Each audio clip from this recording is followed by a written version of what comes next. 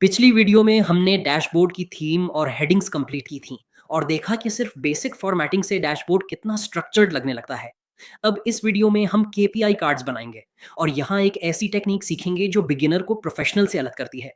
यानी नंबर्स को manually type करने की बजाय उन्हें लाइव डेटा से लिंक करेंगे। तो चलिए शुरू करते हैं। अगर आपको बेसिक फॉर्मेटिंग में डिफ़िकल्टी हो रही है, जैसे सेल्स मर्ज करना, कलर्स अप्लाई करना, अलाइनमेंट करना, बॉर्डर्स देना, स्पेसिंग मैनेज करना या ओवरऑल एक्सेल इंटरफेस समझना, तो रिकमेंड यही करूँगा कि पहले मेरी कंप्लीट एक्सेल प्लेलिस्ट देख लें। Excel from zero to automated dashboards. इस सीरीज़ में मैंने एक्सेल को बिल्कुल स्क्रैच से कवर किया है, यानी बेसिक इंटरफेस से लेकर प्रोफेशनल डैशबोर्ड्स तक, स्टेप बाय स्टेप।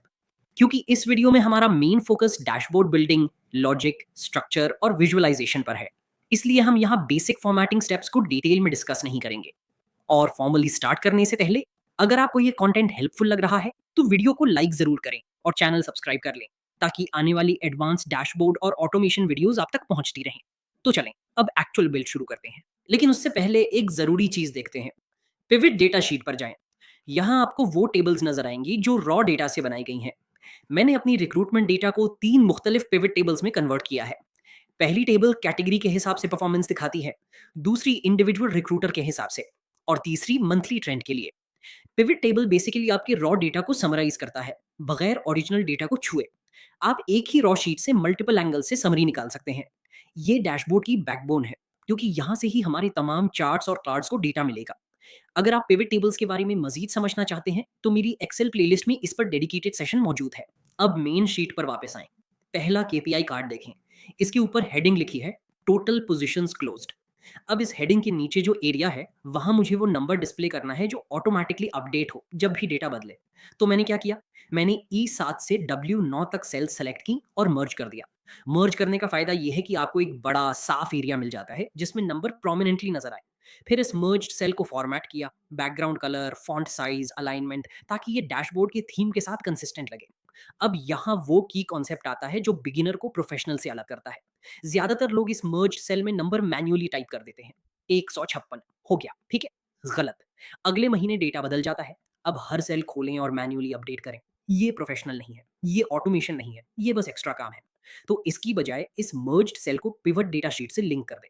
सेल में जाएं, इक्वल साइन लगाएं और पिवट डेटा शीट का वो सेल सेलेक्ट करें जहां टोटल पोजीशंस क्लोज्ड का कैलकुलेटेड वैल्यू मौजूद है, यानी E7। एंटर दबाएं। बस। अब ये सेल हमेशा वही नंबर दिखाएगी जो पिवट डेटा की B8 में है। डेटा बदलेगा, ये सेल खुद अपडेट होगी। आपको दोबारा हाथ नहीं लगाना। यही प्रोसेस बाकी दोनों केपीआई कार्ड्स के लिए रिपीट करें। टोटल कमीशन को उसके रेलेवेंट सेल से लिंक करें। रिक्रूटर्स एक्टिव को उसके रेलेवेंट सेल से लिंक करें। हर मर्ज्ड सेल को प्रॉपर्ली फॉर्मेट करें। फॉन्ट साइज बड़ा रखें ताकि नंबर क्लियरली नजर आए। कलर थीम के साथ कंसिस्टेंट रहें और अलाइनमेंट सेंटर में। अब यहाँ एक अहम कॉन्सेप्ट समझें। जब आप सेल्स मर्ज करते हैं तो शेप हमेशा रेक्टेंगल या स्क्वायर होगी। ये एक्सेल की लिमिटेशन है। लेकिन क्या हो अगर आप सर्कल चाहें, या राउंडेड कॉर्नर्स वाला रेक्टेंगल, या कोई और शेप? उसके लिए आप शेप्स यूज कर सकते हैं। इंसर्ट, शेप्स, जो भी शेप चाहें चूज करें। लेकिन यहाँ एक चीज जानना जरूरी है। शेप्स में आप डायरेक्टली फॉर्मूला नहीं लिख सकते। यानी शेप के अंदर क्लिक करके इक्वल साइन लिखना काम नहीं करेगा। लेकिन शेप्स एक और तरीके से लिंक होती हैं। शेप सिलेक्ट करें, ऊपर फॉर्मूला बार में जाएं, वहां इक्वल साइन लगाएं और सेल एड्रेस टाइप करें, मसलन पिवट डेटा का। एंटर दबाएं। अब शेप के अंदर वही वैल्यू आ जाएगी जो उस सेल में है, और वो भी डायनामिकली। तो फर्क सिर्फ ये है कि मर्ज्ड सेल में आप सेल के अंदर फॉर्मूला लिखते हैं और शेप में फॉर्मूला बार से लिंक करते हैं। नतीजा दोनों का एक ही है, डायनामिक, ऑटोमेटिकली अपडेटिंग वैल्यू। अब नेविगेशन बटन्स, ये एक बहुत काम की चीज है जो डैशबोर्ड को जेन्युइनली इंटरैक्टिव बनाती है। कॉन्सेप्ट समझे। मेरी डैशबोर्ड में आखिरी दो शेप्स नेविगेशन के लिए हैं। एक बटन मुझे डेटा शीट पर ले जाएगा, दूसरा बटन मुझे पिवट डेटा शीट पर ले जाएगा। और फिर इन दोनों शीट्स पर भी एक एक बटन होगा जो मुझे वापस डैशबोर्ड पर ले आएगा। इस तरह पूरी फाइल एक क्लिक से नेविगेट होती है, कोई शीट टैब ढूंढने की जरूरत नहीं। लिंक कैसे अप्लाई करें? पहला बटन सेलेक्ट करें जो डेटा शीट पर ले जाएगा। शेप फॉर्मेट टैब में जाएं या फिर राइट क्लिक करें। आपको लिंक का ऑप्शन नजर आएगा, इस पर क्लिक करें। एक डायलॉग बॉक्स खुलेगा। बाईं तरफ आपको कुछ ऑप्शंस नजर आएंगे। Place in this document select करें। अब आपकी वर्कबुक की तमाम शीट्स की लिस्ट आएगी। डेटा शीट सेलेक्ट करें, ओके। यही प्रोसेस दूसरे बटन के लिए रिपीट करें। इस बार पिवट डेटा शीट सेलेक्ट करें। अब इन दोनों बटन्स पर क्लिक करें। आप फौरी उस शीट पर पहुंच जाएंगे। कोई मैक्रो नहीं, कोई वीबीए नहीं, बिल्कुल simple built in Excel feature. अब डेटा शीट पर जाएं। यहाँ एक शेप इंसर्ट करें, इस पर लिखें बैक टू डैशबोर्ड या जो भी लेबल आप चाहें। इसी तरीके से लिंक अप्लाई करें। Place in this document, dashboard sheet select करें। ओके, यही पिवट डेटा शीट पर भी करें। एक शेप इंसर्ट करें, लिंक लगाएं, डैशबोर्ड शीट सेलेक्ट करें।